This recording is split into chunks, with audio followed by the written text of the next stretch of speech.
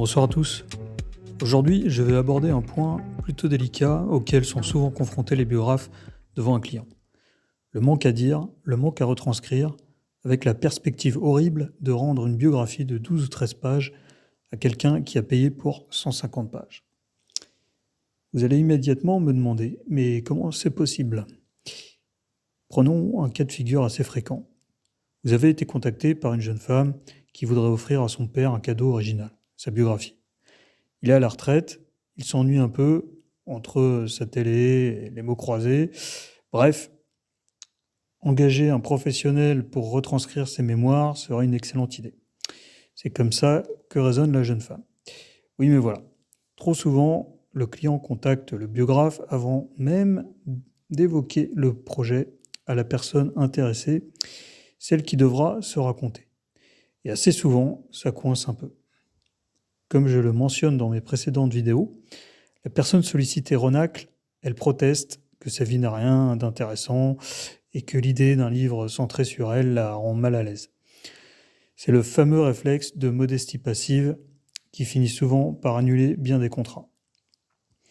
Ce complexe de modestie passive peut être levé rapidement, comme je l'expliquais dans une vidéo antérieure, surtout si vous montrez qu'un livre ne prend rien à personne et qu'au contraire, à l'heure des réseaux sociaux et du tout numérique, consigner la substantifique moelle de la mémoire est plus urgent que jamais pour les générations futures. Bref, supposons que la jeune femme qui offre le cadeau de sa vie à son père parvient finalement à le convaincre que ce serait une bonne idée d'offrir des souvenirs incarnés du passé de la famille pour renforcer son identité chez les plus jeunes et ceux qui viendront ensuite. Le monsieur accepte donc, il consent à recevoir le biographe en lui offrant même l'apéritif, et le premier entretien commence, et là, c'est le vide. Ce monsieur enchaîne les banalités, il répond systématiquement à vos questions par oui ou par non, sans développer, il évoque des anecdotes sans le moindre intérêt, et de longues plages de silence s'étendent à mesure que l'heure avance. Naturellement, vous commencez à paniquer, à vous demander comment vous allez réussir à dépasser les 10 pages d'écriture avec ces informations rachitiques qu'il vous délivre au compte-gouttes. Eh bien, croyez-le ou non, c'est là que tout commence. C'est là que l'on pourra précisément distinguer le bon du mauvais biographe, et non le bon du mauvais chasseur. Ce n'est pas pour rien que l'écrivain Michel Chailloux a un jour écrit dans son journal de 1995, je cite, « La littérature commence justement quand on n'a rien à dire ». Alors, l'idée, c'est un peu ça. C'est justement que on n'est pas appuyé tranquillement sur des faits évidents et c'est là qu'il faut commencer à travailler. C'est précisément là que le professionnel que vous êtes doit entrer en action et utiliser son savoir-faire. C'est là que vous allez pouvoir opérer cette résurrection du passé que Michelet associait à l'histoire. Comment donc ?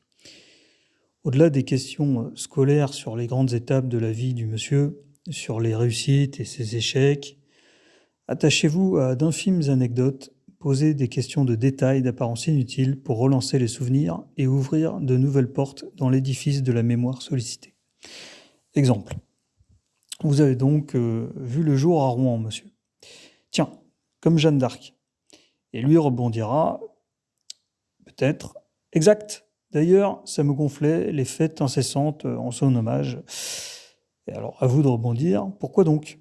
Et là, oh, ce n'est pas que je sois athée, mais je suis anticlérical. Et là, vous avez soudain matière pour tout un nouveau chapitre. Le rapport à la foi dans l'ancien temps, les souvenirs pénibles ou très drôles avec le curé de l'époque, le rapport à la mort, la vie éternelle. Bref, tout le talent du biographe transparaît précisément là, dans sa capacité à sublimer une vie ordinaire, à saisir des faits enfouis, à les rapprocher jusqu'à ce qu'ils fassent sens ensemble, jusqu'à ce qu'ils éclairent la structure cachée, intime de l'individu.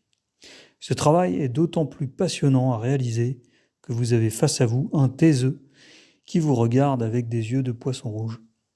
Alors, si sa bouche n'est pas entrouverte, vous avez une chance que tout cela aboutisse et finisse un résultat assez stupéfiant. Vous allez ouvrir des galeries inexplorées de mémoire en partant de détails infimes qui relanceront les souvenirs à l'infini. J'ai eu moi-même un jour une cliente dont la vie officielle était particulièrement ordinaire, pour ne pas dire monotone. Elle n'avait jamais pu se marier car l'homme qu'elle aimait était un gros insecte fuyant. Elle avait dû élever son fils toute seule dans les années 70 et 80. Elle avait dû travailler dans des entreprises de déménagement à une époque où la femme au foyer était encore le standard, quasi indépassable. Nos discussions ont abouti au fait que cette femme était non pas une féministe avant l'heure, mais qu'elle avait vécu dans sa chair la condition de la femme indépendante moderne avant beaucoup d'autres, et à ce titre, son histoire était d'une grande importance, d'un grand modèle pour les nouvelles générations de jeunes femmes en quête de résilience. Après avoir lu sa biographie écrite, la cliente n'était plus la même. Elle portait désormais un regard fier et apaisé sur son passé. Voilà.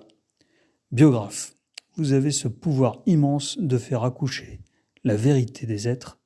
Vous devez dépasser le stade de l'empathie lorsque vous êtes face à votre client.